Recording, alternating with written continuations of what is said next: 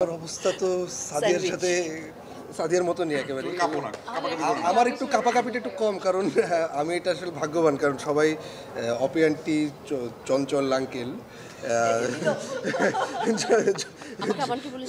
মানে জয়া জয়া স্যার, আমাকে কিন্তু জয়া বলে। হ্যাঁ, আমার আমারও নাম ধরে ডাকে, কিন্তু এখন বলছে আঙ্কেল। মানে একটু তারেক আঙ্কেল, দিনার আঙ্কেল, তারিম আঙ্কেল, সবার সাথে আঙ্কেল বলে দাদু বলে তারেক দাদু, তারেক দাদু।